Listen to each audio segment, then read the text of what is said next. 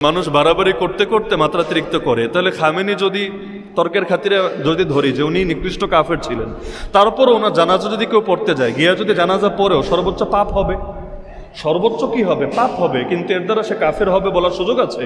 অথচ এই ফতোয়া বাংলাদেশে দেওয়া হয়েছে যে এই হুজুররা যারা গিয়েছে সব কাফের হয়ে গেছে, ওদের বাংলাদেশে ঢোকার আগে নতুন করে কালেমা পড়তে হবে। নাউযুবিল্লাহি মিন যালিক, চরম বাড়াবাড়ি। প্রশ্ন, খোমেনি তো শিয়া, সে মুসলমানদের উপর জুলুম করেছে, কিন্তু তার জানাজায় বাংলাদেশের প্রতিনিধি দল শরিক হয়েছে, কেন?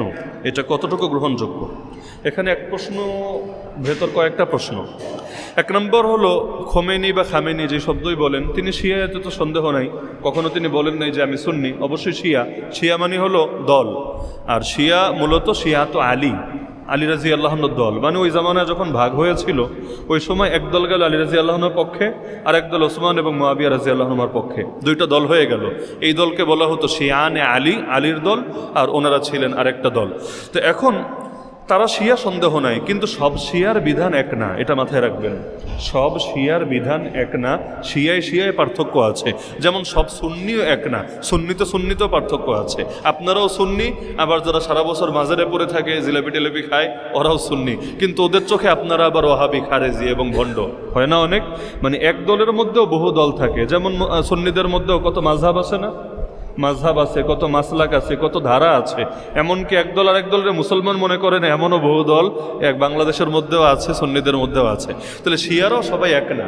মজার একটা ব্যাপার, আমি নিজে ওই ভিডিওটা দেখেছি আরো বহু বছর আগে। ইরানের মধ্যেই উগ্রবাদী এমন অনেক শিয়া আছে, সংখ্যাটা 1-2 জন না, 1-200 না, 1-2 হাজার না, ওরাও সংখ্যায় অনেক, যারা খামেনিরাও মুরতাদ মনে করে, কাফের মনে করে। মানে ওরা এই লেভেলে শিয়া হয়ে গেছে, ওদের চোখে খামেনি নিজেও ও খাঁটি শিয়া না, ও হলো কাফের। তাহলে সব শিয়ার বিধান একরকম না, মাথায় রাখবেন।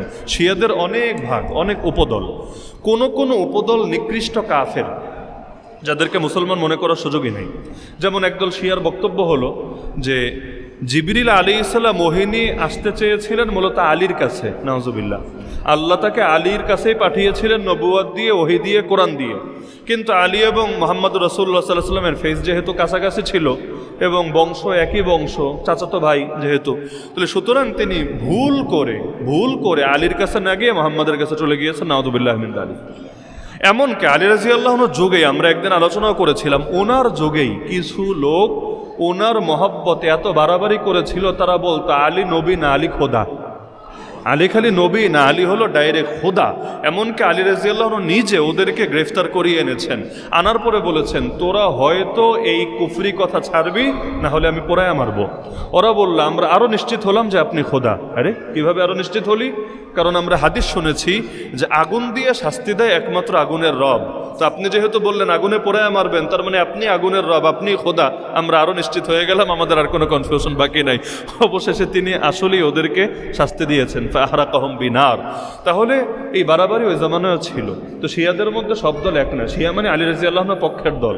তো ওনার পক্ষ অবলম্বন করতে গিয়ে কেউ কেউ এই পরিমাণ বাড়াবাড়ি করেছে, যারা বাকি সব সাহাবীদেরকে গালি দিয়েছে। ইরানের এমন বহু দেয়ালও আছে যেখানে আয়েশা রাদিয়াল্লাহুর শানে গালি দেওয়া, আবু বকর, ওমর, ওসমানকে গালি দেওয়া, এবং তাদের বিশ্বাস নবীর পরে আবু বকর, ওমর, ওসমান এরা ছিল জালেম, এরা জোর করে ক্ষমতা দখল করে রেখেছে, ক্ষমতার একমাত্র হকদার ছিল আলী, এবং তারা জোরপূর্বক দখল করেছে। এজন্য ওদের ইমানের অংশই এটা। ওরা খুতবার মধ্যে, এই যে জুম্মায় খুতবা পড়লাম না আমরা খুতবায় দেখবেন অনেক সময় দোয়া করি নাম নিয়ে নিয়ে, আবু বকরের জন্য, ওমরের জন্য, ওসমানের জন্য, আলীর জন্য, আব্বাসের জন্য, হাসান হুসাইনের জন্য, ফাতিমার জন্য রাদিয়াল্লাহু আনহুম আজমাইন, আলাদা নাম নিয়ে দোয়া করি। ওদের কেউ কেউ খুতবার মধ্যে নাম নিয়ে নিয়ে বদদোয়া দেয়, আল্লাহ তোমার লানত বর্ষণ করো আবু বকরের উপর, আল্লাহ তোমার গজব বর্ষণ করো ওমরের উপর। এটা ওদের ইমানের অংশ হয়ে গিয়েছে। এবং আম্মাজান আয়েশা রাদিয়াল্লাহুকে নিয়ে এমন নিকৃষ্ট গালি দেয়, এমন নিকৃষ্ট গালি, তিনি তো মুমিনদের মা। আপনিও যদি এটা শোনেন হয়তো আরে মেরেই ফেলবেন, আপনি সহ্য করতে পারবেন না, এই পরিমাণ নিকৃষ্ট গালি দেয়। তাহলে এইরকম শিয়ার বিধান, আর আরেকজন সাধারণ শিয়া যে এইরকম সাহাবীদের গালিগালাজ করে না, বরঞ্চ সিরেফ আলী রাদিয়াল্লাহুকে একটু বেশি মহব্বত করে, এবং তার ধারণা ওই জঙ্গে জামাল, জঙ্গে সিফিন, এগুলোতে আলী রাদিয়াল্লাহু সঠিক ছিলেন, ওনার উপর একটু জুলুম হয়েছে, ইত্যাদি ইত্যাদি।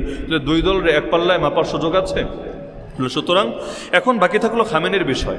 খামেনির যত লেখা আমি পড়েছি, খামেনি তো দুইজন, এক হলো আগে ছিলেন রুহুল্লাহ খামেনি, আর একজন হলেন সর্বশেষ শহীদ হলেন আয়াতুল্লাহ আলী খামেনি। তো তার যত বই অন্তত আমার নজরে এসেছে, আমি কোনো জায়গায় এমন পাই নাই যেখানে ডাইরেক্ট কুফরি বাক্য আমার নজরে পড়েছে। থাকতে পারে, আমি পাই নাই। তো যেই জিনিস আমি পাই নাই সেই জিনিস নিশ্চিতভাবে দাবি করার সুযোগ নেই। কোনো ব্যক্তি বিশেষকে যখন আপনি কাফের বলবেন তখন কিন্তু সুনির্দিষ্ট দলিল লাগবে। আন্দাজের উপর ব্যক্তিরে কাফের বলা যায় না। কোনো ব্যক্তির উপর হুকুম দিতে চাইলে এক হলো আম হুকুম। আম হুকুম মানে কি? যারা নামাজ তরক করবে তারা পাপী, আম কথা। এমনকি কোনো কোনো ইমামের মত আছে যারা নামাজ ইচ্ছাকৃত ছাড়বে ওরা কাফের, আম কথা। কিন্তু কোনো একজন মুসলমানরা যখন আপনি বলবেন তুই নামাজ পড়ছ না তুই কাফের, এটা কিন্তু আম কথা না, এটা খাস কথা। খাস কথা তো খাস কথা বলতে অনেক সাবধান হওয়া লাগে। এজন্য দেখবেন আরবের যে হুজুররা আছে, আরবের হুজুরদের মত হলো ইচ্ছাকৃত নামাজ না পড়লে কাফের, এটা আম কথা। কিন্তু ওনারা সুনির্দিষ্টভাবে, আমি আমার জীবনে শুনি নাই যে সুনির্দিষ্টভাবে কাউরে বলেছে এ কাফের হয়ে গেছে। কেন? কারণ সে নামাজ পড়ে না। তার মানে মূলনীতির জায়গায় মূলনীতি, কিন্তু ব্যক্তির উপর প্রয়োগ করার ক্ষেত্রে সতর্কতা অবলম্বন করেন। তাহলে আপনি যদি বলেন যে খামেনি একজন নিকৃষ্ট কাফের ছিল, তাহলে সেই ক্ষেত্রে ওনার বক্তব্য থেকে, ওনার লেখা থেকে, অথবা ওনার যে কোনো, ওনার সঙ্গে ডাইরেক্ট সম্পৃক্ত যে কোনো বিষয় থেকে সুনির্দিষ্ট প্রমাণ দিতে হবে, যেখানে কোনো ব্যাখ্যা চলবে না। এমন কুফরি কথা, এমন কুফরি আকিদা যেখানে কোনো ব্যাখ্যার সুযোগ নাই, তাহলে নিঃসন্দেহে আপনি বলতে পারেন খামেনি কাফের ছিল।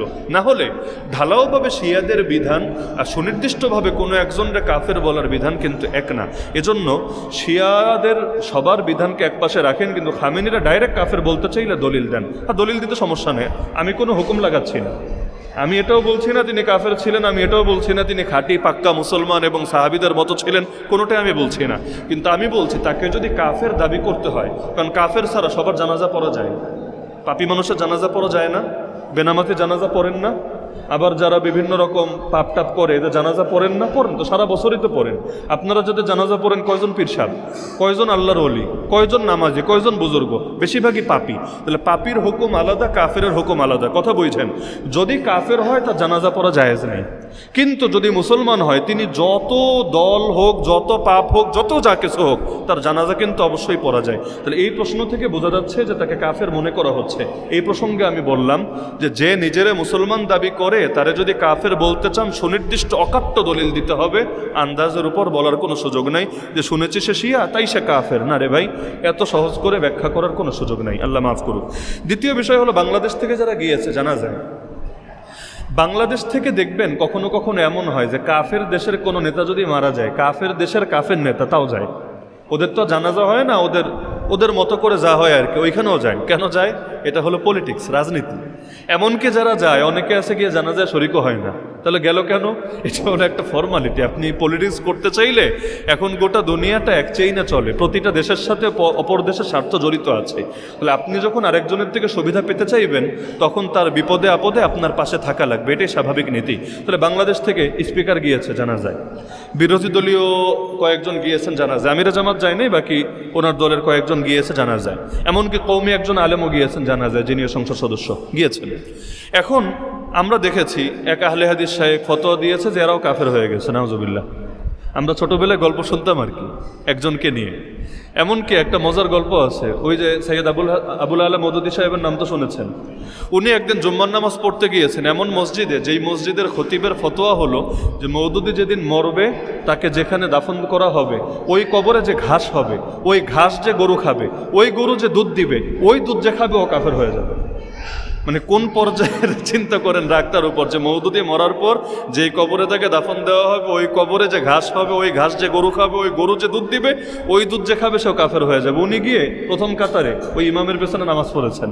নামাজ শেষে হুজুরের কাছে দোয়া চাইতে গিয়েছেন, কেমন আছেন হুজুর, আমার জন্য একটু দোয়া কইরেন। ওই খতিব সাহেব লজ্জিত হয়ে বললেন, ইন্না লিল্লাহ, আমি আপনার উপর এত বড় কথা বলেছি আর আপনি আমার কাছে এসেছেন দোয়া চাইতে, আমার কাছে এসেছেন নামাজ পড়তে। আমি আল্লাহর কাছেও তওবা করলাম, আপনার কাছেও মাফ চাইলাম, আমি কখনোই আপনার ব্যাপারে এরকম কথা আর বলবো না। তাহলে অনেক সময় এমন হয় যে মানুষ বাড়াবাড়ি করতে করতে মাত্রাতিরিক্ত করে। তাহলে খামেনি যদি তর্কের খাতিরে যদি ধরি যে উনি নিকৃষ্ট কাফের ছিলেন, তারপরও ওনার জানাজা যদি কেউ পড়তে যায়, গিয়া যদি জানাজা পড়েও সর্বোচ্চ পাপ হবে, সর্বোচ্চ কি হবে? পাপ হবে, কিন্তু এর দ্বারা সে কাফের হবে বলার সুযোগ আছে?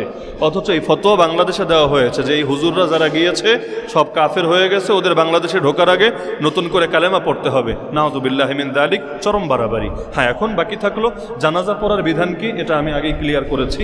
ব্যক্তির বিধান যা, জানাজা পড়ার বিধানও তা। ব্যক্তি যদি কাফের হয় তার জানাজা না জায়েজ, আর ব্যক্তি যদি কাফের না হয় কিন্তু আহলে সুন্নাতুল জামাত থেকে খারেজও হয়, তবুও তার জানাজা পড়া শর্ত সাপেক্ষে জায়েজ আছে, সবগুলোকে গুলায় ফেলা উচিত না। আর বাকি থাকলো তিনি মুসলমানদের উপর জুলুম করেছেন, হ্যাঁ এটা অবশ্য মানতে হবে। সিরিয়া এবং আরও কিছু দেশে ইরানের পক্ষাবলম্বীরা যে বিভিন্ন রকম বোমা হামলা চালিয়েছে এবং তাদের আক্রমণে যে অনেক সুন্নি মুসলমানরা ইরাকে, সিরিয়ায়, বিভিন্ন দেশে শহীদ হয়েছে, এটা নিঃসন্দেহে সত্য, অস্বীকার করার কোনো সুযোগ নাই। এর বিচার আল্লাহ করবেন। দুনিয়াতে আমাদের কাছে কোনো বিচার করার সুযোগ নেই মালিক ইয়াউমিদ্দিন। তারা যদি জুলুম করে থাকেন, প্রতিটা জুলুমের বিচার আল্লাহ রাব্বুল আলামিন করবেন। কাফেরের উপরও জুলুম করা যায় না, মাথায় রেখেন।